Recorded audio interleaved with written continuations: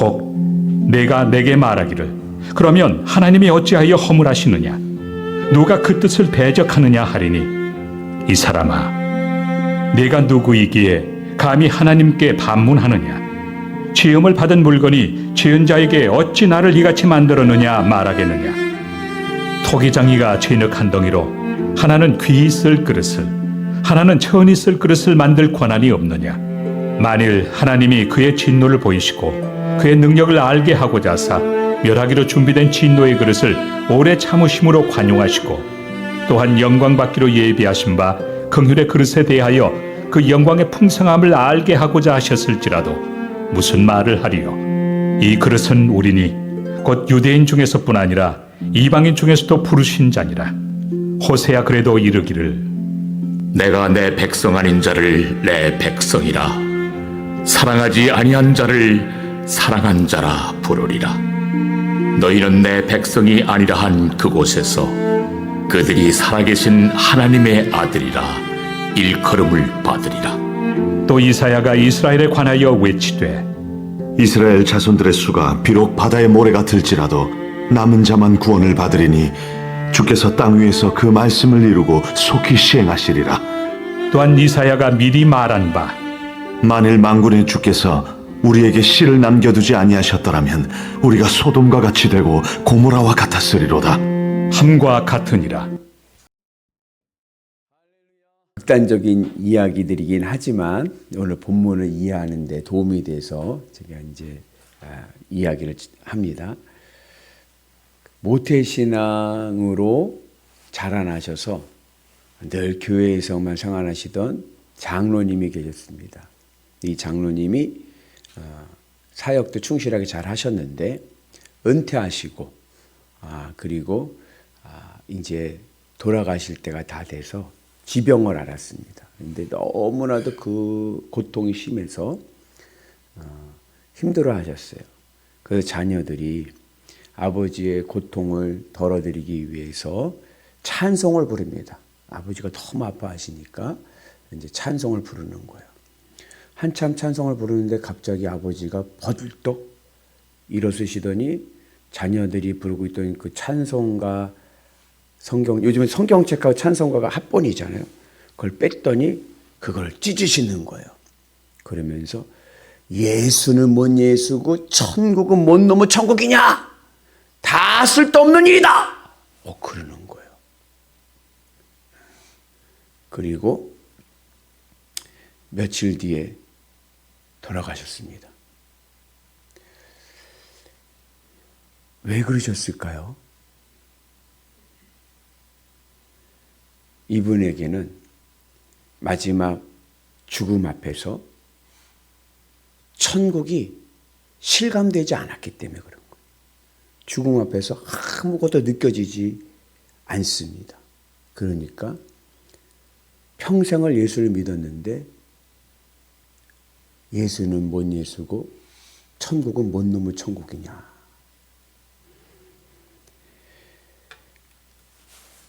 사도행전을 보면 스데반 집사가 돌에 맞아 죽을 때 하늘이 열리고 예수님을 봅니다. 그리고 스데반 집사는 평안을 찾습니다. 천국을 실감하는 거예요. 여러분, 이 하늘 문이 열리는 것 누가 열었습니까?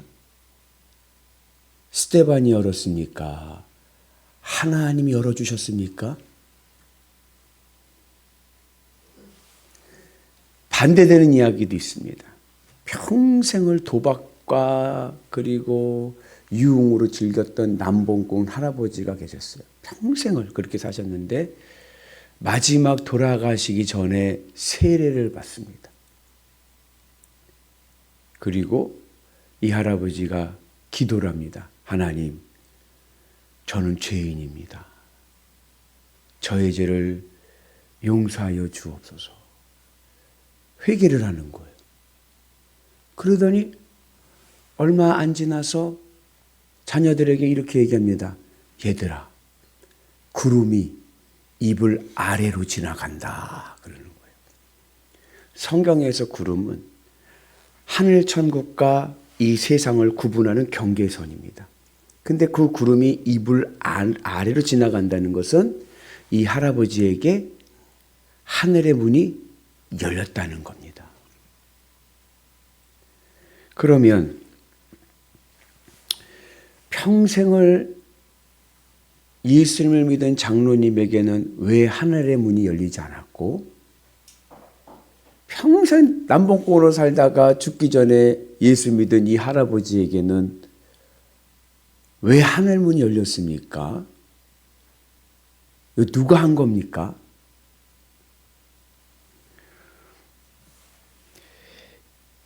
이거를 어떻게 설명할 것인가?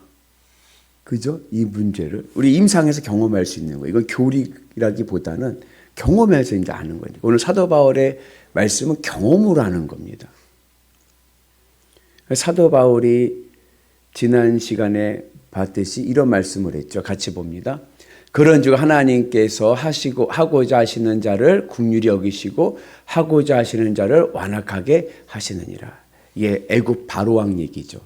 하나님께서 이스라엘 백성들은 구원하시고 바로 왕은 완악하게 만들었어요. 그래서 바로 왕이 그 이스라엘 백성들을 내보내지 않은 이유가, 재앙 속에서도 내보내지 않은 이유가 뭐라고 나오냐면 출애굽기에 보면 하나님께서 바로를 완악하게 하셨다 그래요. 그럼 하나님께서 완악하게 하시면 나도 완악하게 되는데, 그러면 나의 완악함은 내 책임입니까? 하나님 책임입니까?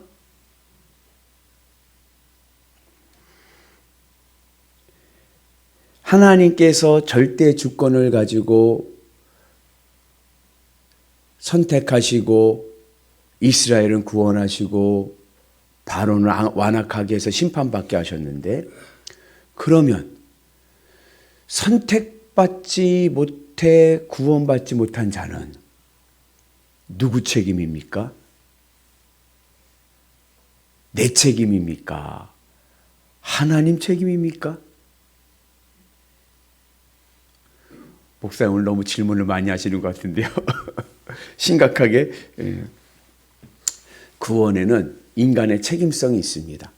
그래서 죄란 무엇이냐? 죄는 하나님께 향해야 될 내 마음이 세상에 꺾여버린 거예요. 꼬부라져 버린 거예요.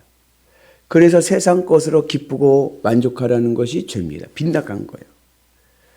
그런데 선악과 이후에 인간의 마음은 꺾어버렸어요. 사탄이 꺾어버렸어. 그래서 죄인의 삶을 살아가게 됩니다. 그러니까 원래 나는 지금 내 실존은 완악한 게 내 실존인 거예요. 나예요. 하나님께서 완악하고자 하는 자를 완악하게 하신다는 얘기는 하나님께서 나에게 악을 심어주신다는 얘기가 아니라 나의 이 완악함을 하나님께서 통제하신다는 의미입니다. 하나님. 나는 원래 완악해요. 나는 원래 죄인이에요. 근데 그것을 하나님께서 통제하신다는 겁니다. 그리고 우리가 지금 이렇게 예배를 드리고 이만큼 살아온 것은 전적인 하나님의 긍휼하심인 거예요. 하나님 날 긍휼하게 여기셔서 전적인 하나님의 은혜로 오늘 우리가 이 자리에서 예배를 드립니다. 그래서 하나님께서 우리를 하나님의 절대 주권으로 구원하시는 것, 이건 하나님의 전적인 은혜입니다. 그러나 그것을 우리가 다르게 표현하면은 원래 내 목은 죄인의 목인 거예요. 내 목은 심판인 거예요. 난 죄인이니까. 근데 그 죄인의 내 몫을 하나님께서 구원하셔서 하늘의 문을 여신 줄로 믿습니다. 그리고 성경을 보면 예수님께서 뭐라고 말씀하셨냐면 회개하라. 천국이 가까이 왔다. 회개는 누가 합니까? 회개는 내가 하죠. 내가 회개할 때 하나님께서 나를 긍휼히 여기십니다. 그래서 회개는 우리의 책임성, 인간의 책임성을 말씀합니다. 그래서 웨슬리 목사님은 하나님의 선제적 은총, 우리가 회개할 수 있는 것도 하나님의 은혜로 되는 것이죠. 하나님께 나에게 은혜를 주셨기 때문에 회개를 하는 것이고, 우리의 이 회개, 믿음의 고백이 하늘의 문을 여는 계기가 됩니다. 그래서 하나님의 은혜의 입장에서 보면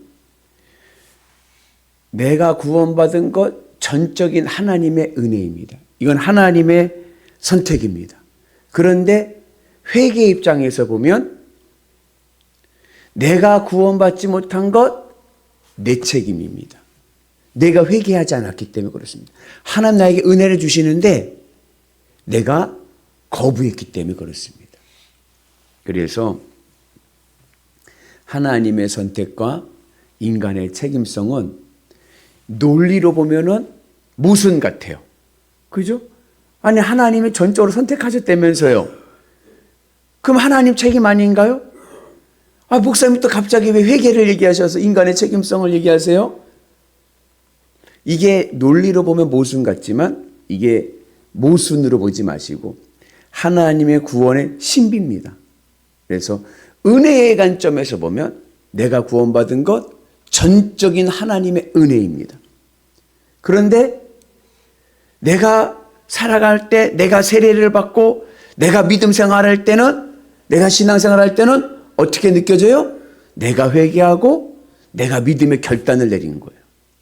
그래서 내가 세례를 받고 신앙 생활하고 오늘도 이 새벽 예배 나와서 새벽 제단을 지키고 이런 거 내 믿음, 내 결단으로 된 것 같습니다. 그런데 시간이 지나서 되돌아보면 그것도 하나님의 은혜였던 거예요.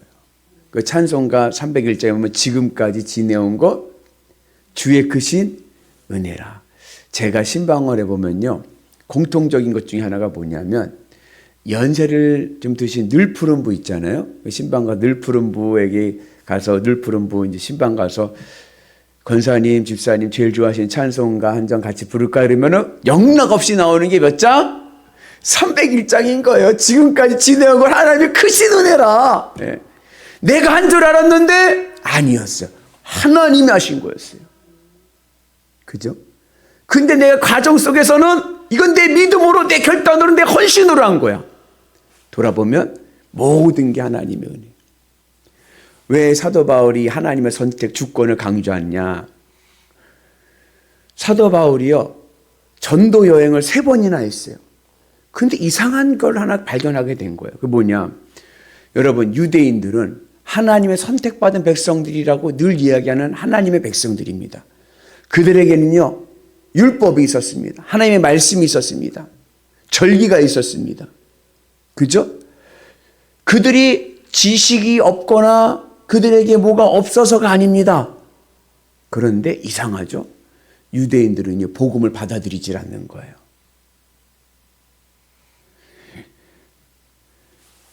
그런데 이방인들은 지식도 없고 아무것도 없어.